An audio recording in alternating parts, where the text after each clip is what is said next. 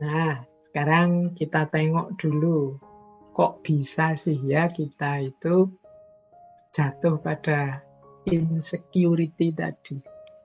Jadi orang yang minder, jadi orang yang rendah diri. Itu kira-kira sebabnya apa sih? Nah, yang pertama, yang paling sering mempengaruhi kita, sehingga kemudian kita minder, sehingga kemudian kita rendah diri, merasa insecure dengan diri kita sendiri, itu adalah persepsi kita sendiri.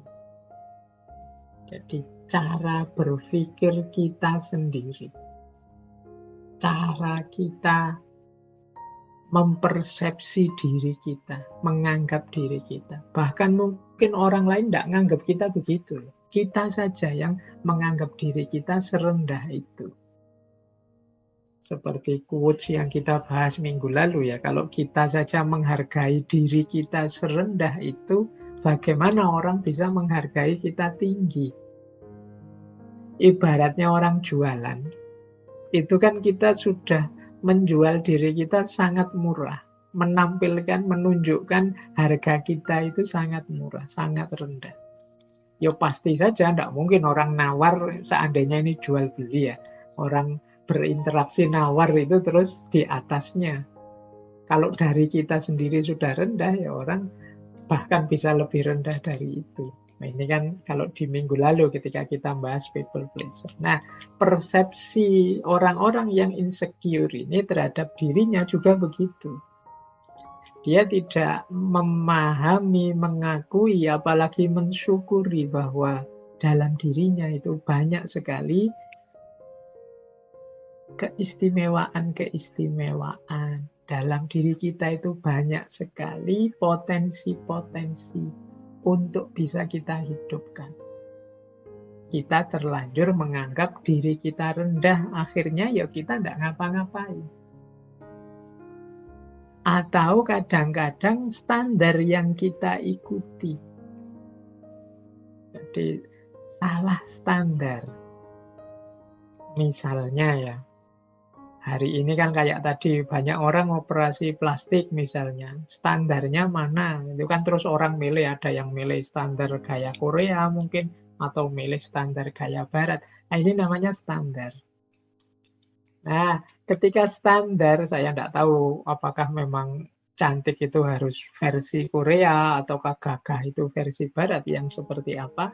Tapi ketika ini standar ini sangat jauh untuk kita jangkau, tentu saja kita akan merasa diri kita sangat rendah. Oke, coba ngambil standar yang masuk akal saja, mungkin kita tidak jatuh pada insecurity. Kenapa kita mempersepsi diri kita terlalu rendah? Kemungkinan standar yang kita ikuti, kita tetapkan terlalu tinggi. Atau terlalu tidak nyambung dengan kita. Akhirnya ya kita menganggap diri kita benar-benar rendah. Padahal ya kayak kasusnya operasi plastik tadi ya kan, setiap orang itu kan kalau dari sisi estetika itu kan ada teori yang jenisnya subjektivitas. Jadi cantik, indah, harmonis dan lain sebagainya itu ya hubungannya dengan persepsi masing-masing subjek. Bagi seseorang mungkin sesuatu itu sangat indah, tapi bagi orang lain bisa biasa-biasa saja. Nah, ini urusannya standar. Jadi akar kenapa sih orang kemudian menganggap dirinya sangat rendah, dirinya sangat tidak penting, jangan-jangan mengukurnya terlalu jauh. Bukan berarti salah, tapi standar yang terlalu jauh ini membuat kita merasa diri kita terlalu rendah, sehingga tidak semangat untuk mencapai ke sana. Akhirnya berhenti. Apalah aku ini. Nah, ini yang pertama biasanya. Yang paling banyak sebenarnya yang pertama ini. Persepsi kita terhadap diri kita dan juga standar-standar yang kita ikuti. Yang kedua, yang jadi akar dari situasi insecure yang kita alami adalah emosi, atau mungkin kita pernah mengalami trauma-trauma, atau kita pernah dikecewakan, kita pernah disakiti, kita pernah mengalami trauma-trauma dan lain sebagainya. Nah, ini bisa juga membuat orang kemudian insecure. Misalnya merasa tidak dicintai orang tua, misalnya orang tuanya pilih kasih, ada yang dianak emaskan, ada yang dianak tirikan misalnya. Nah, itu kemudian dia merasa terluka, batinnya merasa, oh mungkin aku ini orang tidak penting, mungkin aku ini anak yang tidak diinginkan, anak yang jelek sehingga orang tua tidak milih aku. Nah, ini terus muncullah rasa insecure.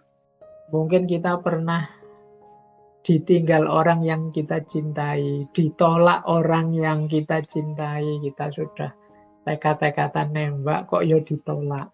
Apalagi nolaknya pakai argumen lagi. Argumennya menyakitkan. Wah, saya mohon maaf ya, ndak siap jadi pasanganmu karena kamu begini sih, kamu begitu sih, kamu jelek sih, kamu apa sih, kamu itu sih. Ya, akhirnya kita terus down, drop, mengalami trauma. Oh, berarti aku ini jelek, oh berarti aku ini ndak pantas punya pasangan, oh berarti. Ini luka batin. Ini juga sering melahirkan insecure. Akhirnya kita besok-besok tidak berani lagi nembak. Besok-besok kita mikir-mikir dulu kalau mau mencari pasangan. Jadi emosi, luka batin, trauma ini sering melahirkan rasa aku tidak cukup baik, aku ini ternyata jelek, aku ini ternyata tidak layak dicintai, tidak layak disukai, dan lain sebagainya.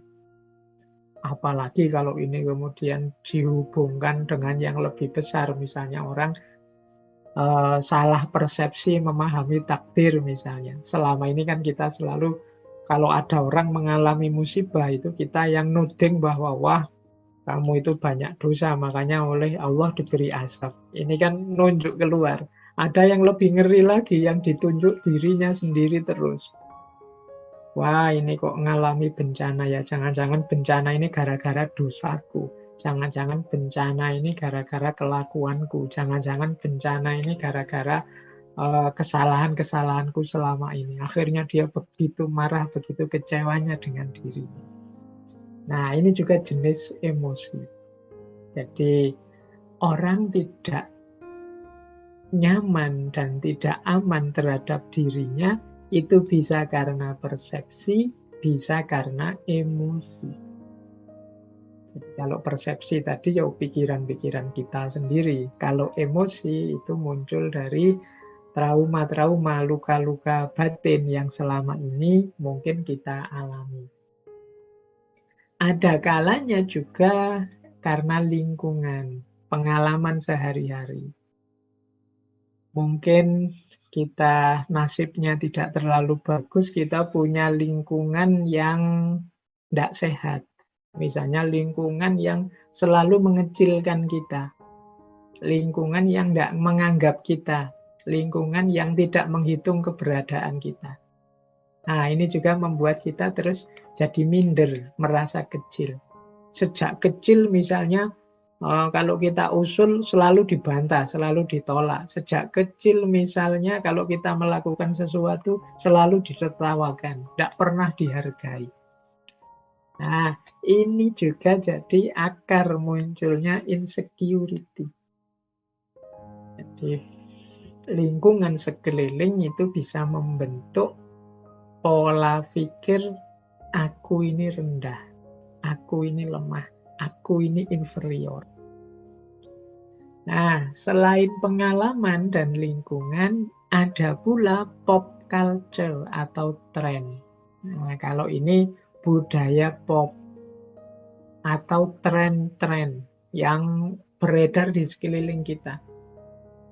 Ketika kita tidak update, ketika kita tidak mengikuti tren yang berjalan, kita terus merasa, aku ini apa sih? Aku ini kurang gaul, aku ini ketinggalan zaman, aku ini masa lalu. Nah, ini bisa juga. Jadi kita tidak mengikuti tren, kita tidak update, kita jadi orang yang tidak ngerti ini, tidak ngerti itu, tidak bisa ini, tidak bisa itu, sesuai kemampuan anak hari ini, akhirnya kita insecure. Misalnya teman-teman kita hari ini main gamenya sudah main game-game kelas tinggi yang sekarang sedang hits itu. Nah, terus kita kok nggak bisa main game seperti itu. Nah, terus kita insecure. Sekarang semua orang mengikuti drama Korea yang judulnya ini itu. Kok kita nggak ngikuti? Akhirnya dalam obrolan kita merasa, ternyata aku ini nggak update, nggak nyambung terus kalau ngobrol sama teman. Nah, ini juga sumbernya insecure. Jadi, seolah-olah itu hal yang sangat penting. Kemudian ketakutan. Nah, kalau hubungannya dengan ketakutan ini, ya setiap orang punya ketakutan-ketakutannya sendiri. Tapi dalam insecurity ini, ketakutan itu membuat kita kemudian tidak ngapa-ngapain. Membuat kita menarik diri dari kehidupan nyata. Nah, itu dulu mungkin pernah saya gambarkan seperti ini ya. Reality of fear, tentang ketakutan. Bagaimana kita hidup ini banyak ketakutan. Tapi sebenarnya kalau pakai kalimat-kalimat yang ditulis di situ, ketakutan yang ada dalam diri kita itu seringkali bukan pada yang kita takuti, tapi pada dibalik yang kita takuti. Itu nanti yang disebut insecurity. Misalnya di situ ada kalimat, engkau sebenarnya tidak takut pada kegelapan. Engkau hanya takut pada apa yang ada di balik kegelapan itu. Tapi kita menganggapnya, saya takut kegelapan. Nanti orang insecure juga begitu. Mungkin kita itu tidak takut pacaran, tapi takut ditolak. Kita tidak takut ujian, tapi takut nilainya rendah. Nah, ini loh yang jadi sumbernya insecure itu. Jadi kalau nanti kita meneliti dalam diri kita, kok aku bisa insecure ya? Awas salah identifikasi tentang ketakutan kita. Engkau tidak takut ketinggian, tapi engkau sebenarnya takut jatuh. Engkau tidak takut orang-orang di sekelilingmu, maksudnya engkau tidak takut sebenarnya, engkau itu tidak takut bergaul kok, engkau tidak takut bersosialisasi, cuma engkau hanya takut ditolak orang. You are not afraid to love, you are just afraid of not being loved back. Engkau sebenarnya bukan orang yang takut mencintai, tapi takut tidak dicintai kembali. Engkau sebenarnya tidak takut untuk melepaskan dia, hanya saja engkau takut hidup tanpa dia. Engkau bukannya takut untuk mencoba kembali, tapi engkau sebenarnya takut kalau tersakiti kembali. Nah, ini sebenarnya mengidentifikasi ketakutan kita lebih dalam. Disitulah sumbernya insecure. Jadi yang kita anggap ketakutan di luar itu sebenarnya rahasianya ada di dalam. Inilah akar-akar dari insecurity yang ada dalam diri kita.